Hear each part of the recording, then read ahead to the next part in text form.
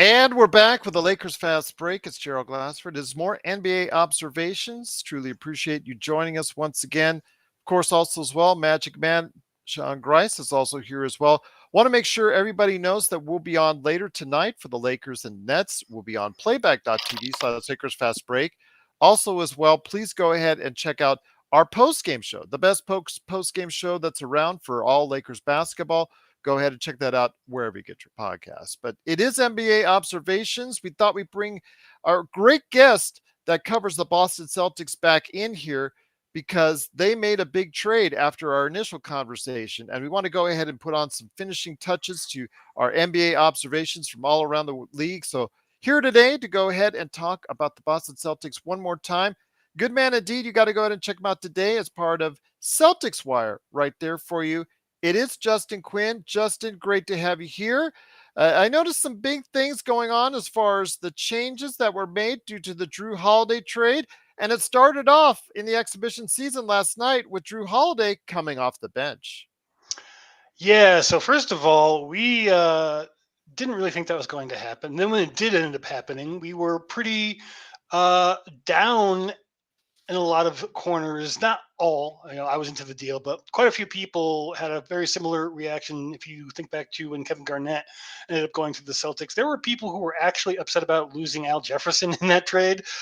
In retrospect, that was very stupid, and hopefully this reticence among some of the fans is too. But then the notion of who was going to start for this team, which at point guard that is, Yeah, was fairly concretized for most of the summer in being Derek White after the Porzingis deal, only for this to come in and shake up people's expectations. And everybody thought they were going to play both Derek and he at the same time. And what ended up happening instead was, as you noted, Jrue came off the bench, which was a very unexpected wrinkle. The way he was shooting and feeling, visibly uncomfortable, knowing exactly where he's supposed to be on the floor at a given time, was understandable. So that may have been why he ended up coming off of the bench. Or, and there's been a good amount of analysis already coming out for you to check out if you're further interested in the finer grain detail, that it might be good to pair him with Al Horford, who also started but was being played at the front and back of quarters in very brief stints. So he got a good amount of minutes, but he wasn't really playing starter minutes. So that could be a development we see. Once again, it is Justin Quinn. Please check out the work that he does for CelticsWire.com. But also here today, good man indeed. It is Magic Man Sean Grice. Sean, great to have you here, my friend. You've got some questions going down for Justin Quinn, my friend? Yeah, absolutely.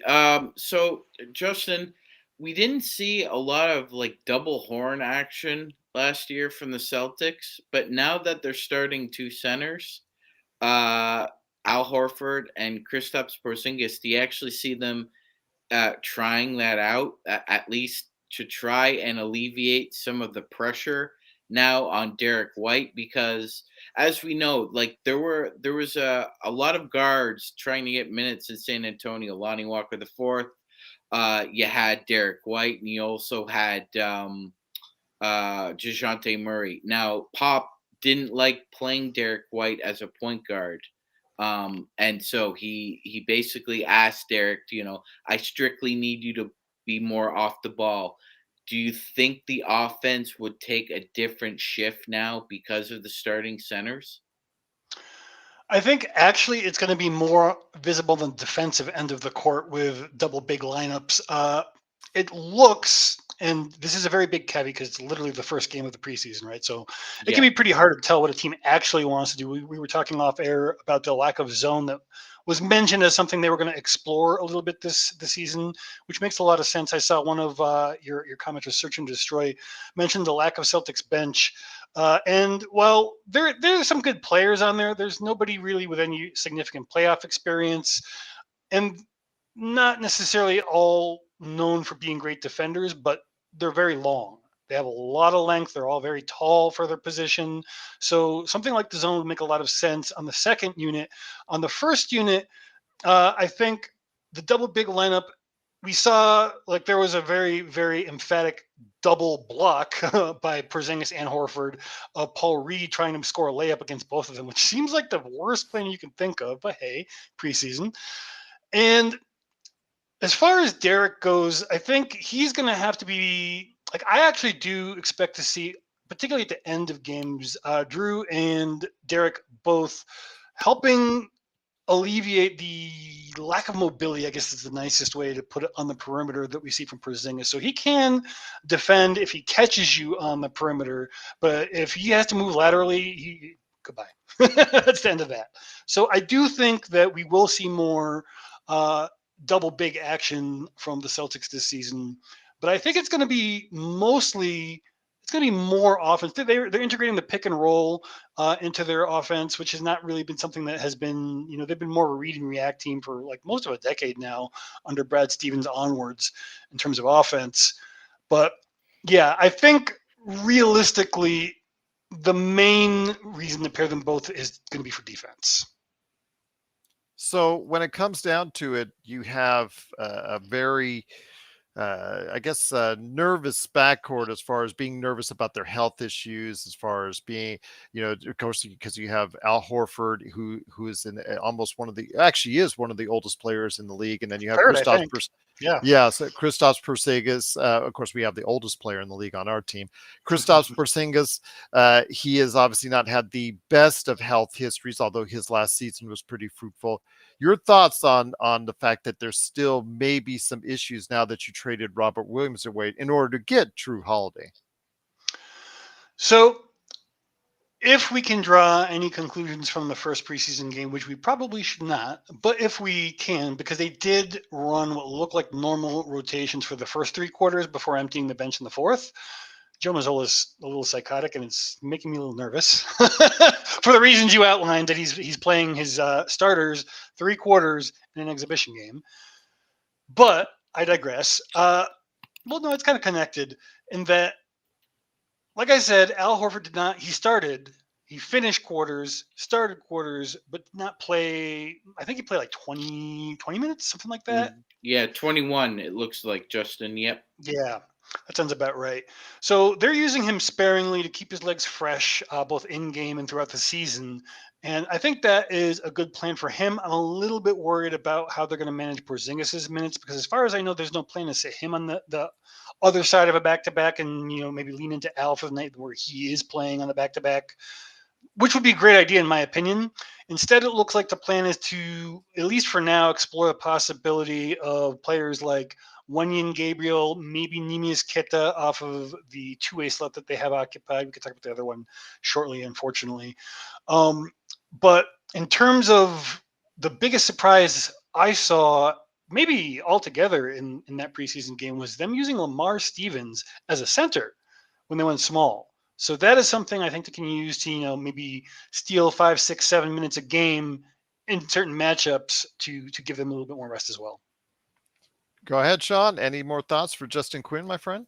Yeah, Justin, because of like you were saying, the age gap between Horford and the injury gap with Porzingis, how do you feel Luke Cornett's going to evolve this year? Because he was given 13 minutes last night, looked half decent. I mean, Cornett's pretty good when he's out there and he's active. Do you actually see him playing a lot more this year?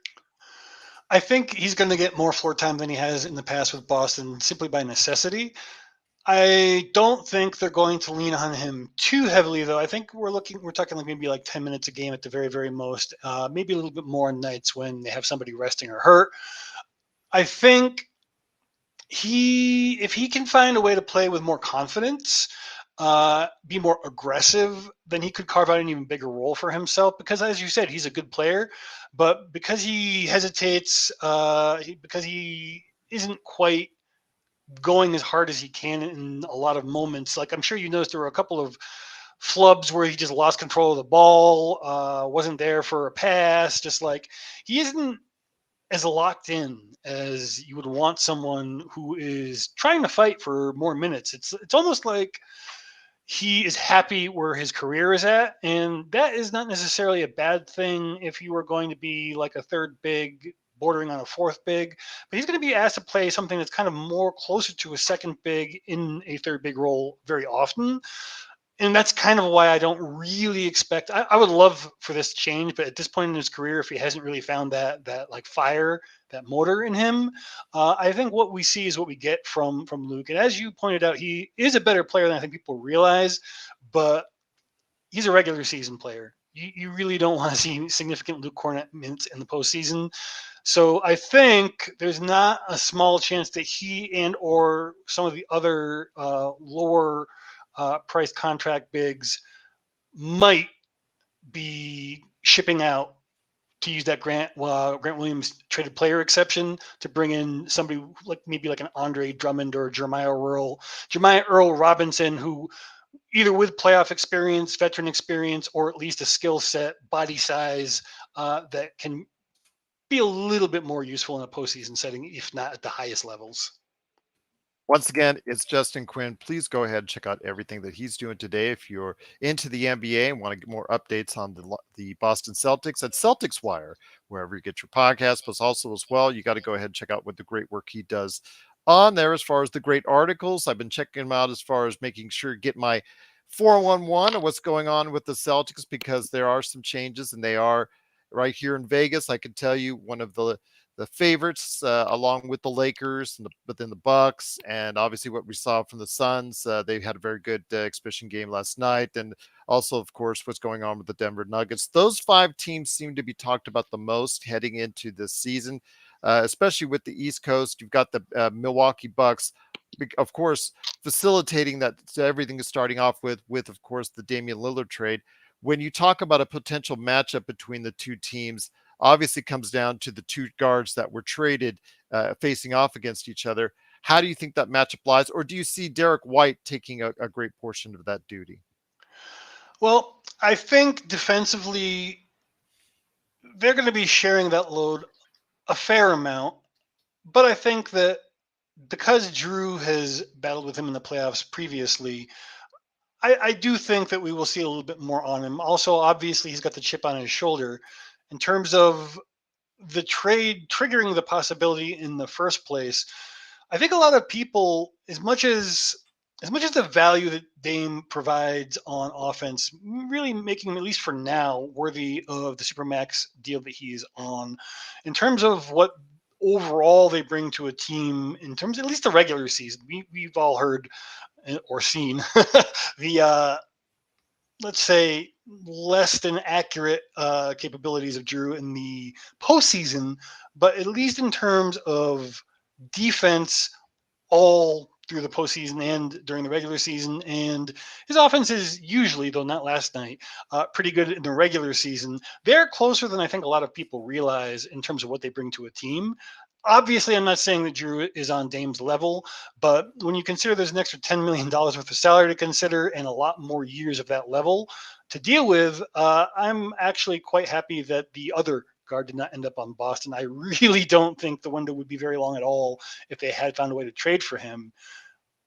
But I do think that the primary reason that they brought Jrue on to the team is, as another one of your commenters mentioned, less drama, less variance than Marcus Smart. Everybody loves what Marcus Smart does when he makes the winning plays, diving for balls, snatching victory from the jaws of defeat at the end of the games. But that makes us forget about all those games he shot the team out of games or did some heroic play that didn't actually work, speaking of Jrue Holiday, and cost him a critical game. So I think a different voice, a different style of leadership to break up the staleness, to put the Jays in a position where they feel like they are the leaders of the team because there is not someone who has been there longer than them on the roster, I think are all reasons for that move. Sean, what you got for Justin Quinn? Yeah, Justin. So there's been obviously whispers since the trade happened that Holiday's going to get a nice big fat extension. How do you see that playing out? Do you obviously? I could see him signing it before the All-Star break or around there, right? So April. Can't sign until April. April. Okay. So when he signs on the dotted line, that has salary cap implications in the future. How do you see that playing out? Because it looks as though if they want to add somebody else outside of him, they'd be well into that second apron, right? I'm glad that the co-governor, Steve Pagliuca, did not, in fact, decide to buy Chelsea, because it looks like he might have a little bit more money, and he's going to need it if they keep this roster together.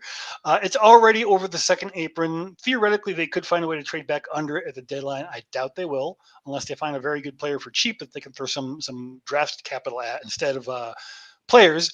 They don't really have any really, sexy young players anymore besides Peyton Pritchard, maybe, if you want to look at him that way. He certainly looks sexy on Sunday, now that he has a bigger role and a bigger paycheck, which we can also talk about.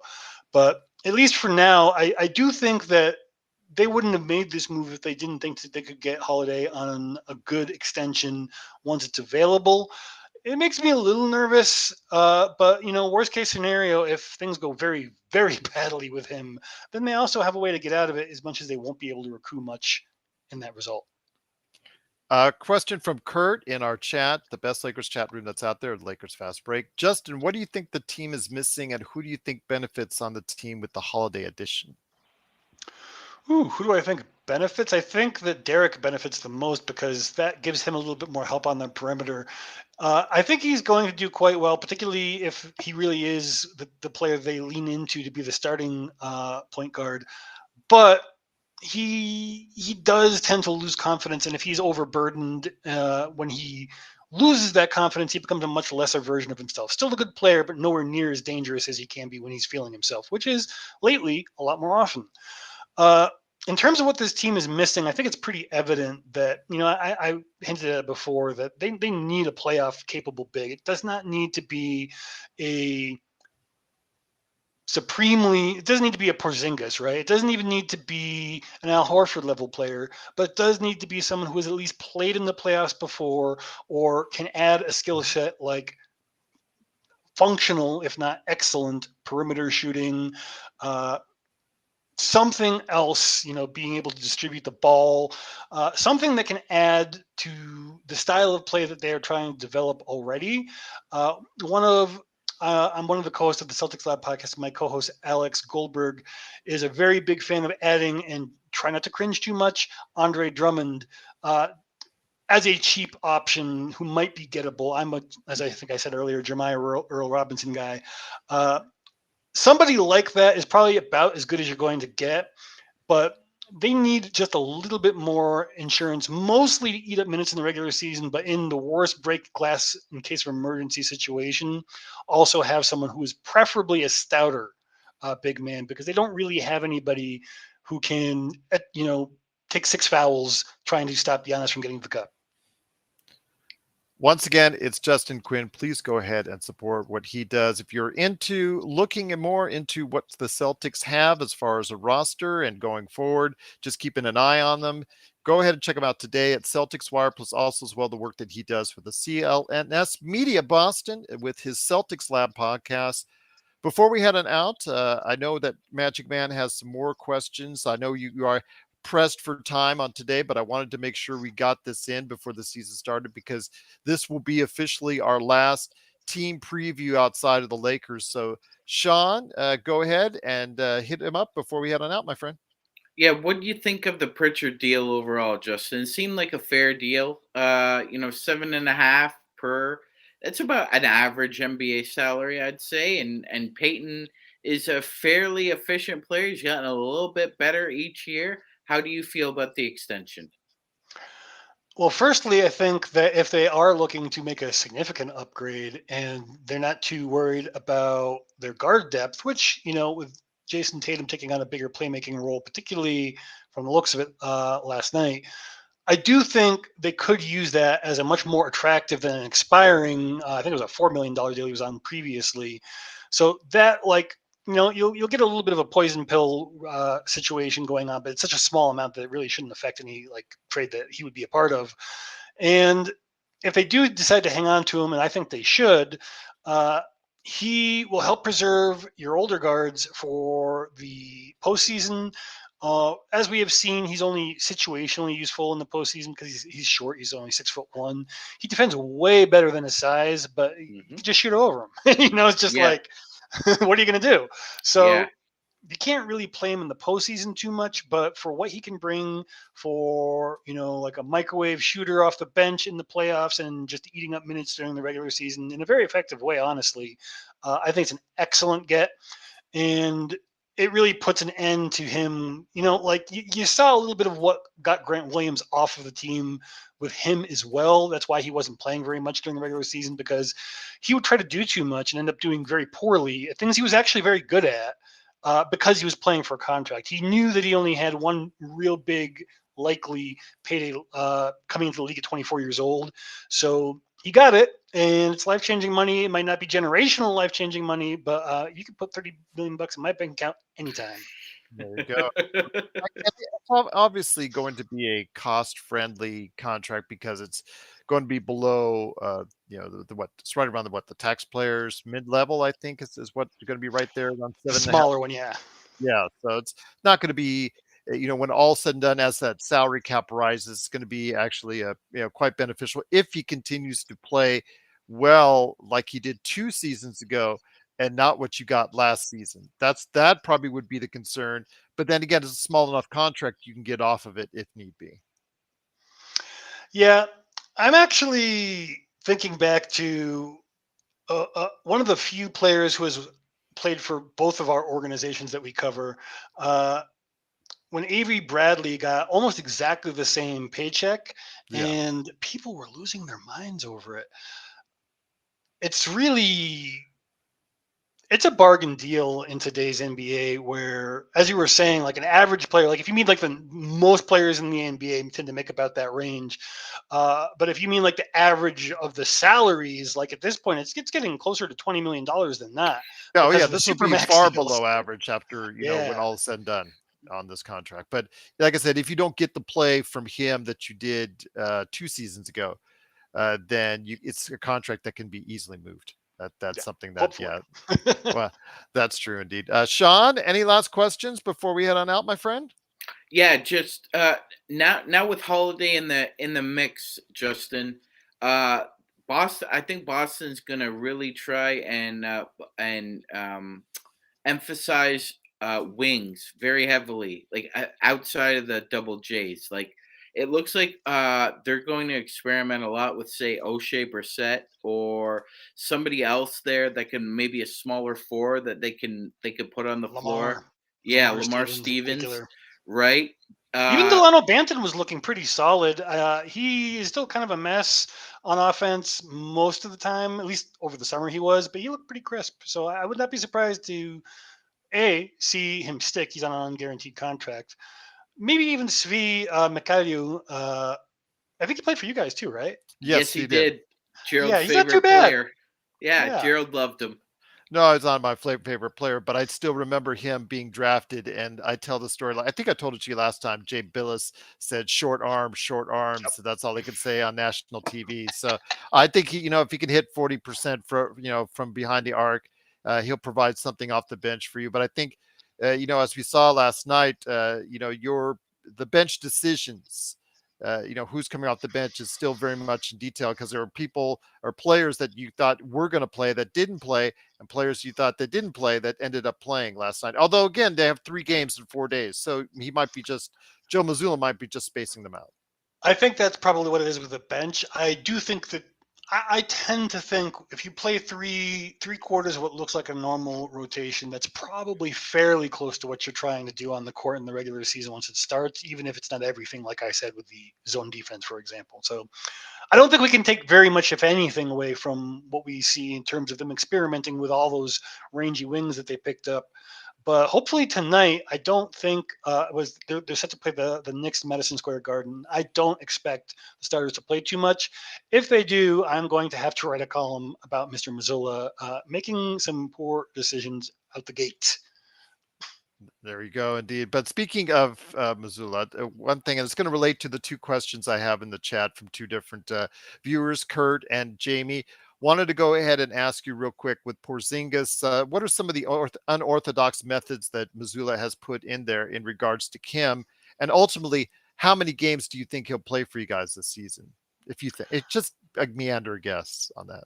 Well, there was a moment in the postgame presser where he was talking about a particular play where he just turned around and shot one of his trademark 3-pointers that is from fairly far away from the 3-point line. And when they don't go in, tend to get fans really pissed at his game. But when they do go in, as they did last night, then, people get really excited, as they should. And the idea for the play, and I don't know what the play looks like because he wasn't where he was supposed to be, but like he was asked if that was part of the game plan, and he's like, no, I was supposed to be in the corner. So like, Porzingis in the corner? Okay. I'm very curious to see how that's going to work if it actually ever materializes. As long as he keeps making the shots that he's taking, I don't think Joe's going to be too harsh on where he is on the floor and what he's supposed to be doing. If it works, they'll roll with it. In terms of games played, I would like to see him around his career average of in the 60s. Not necessarily for injury reasons, but to prevent them. I suspect even if Missoula is restrained, he does tend to play his best players a bit more than I would like. And even if he's 10%, 15% better, I'm still thinking that he's going to try to play Kristaps 70 to 75 games if he's even available. Magic Man, one last question before we head on out.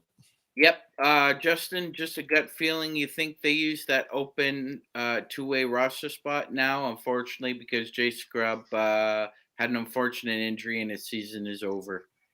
Yeah, there is a very tiny chance, depending on the nature of the tear, that he could be ready at the very end of the season. And considering they never even had a third two-way slot before this season, it would not blow my mind for them to just do something that will attract players of his ilk who don't necessarily have the strongest career prospects and just let him play out that contract, rehabilitate.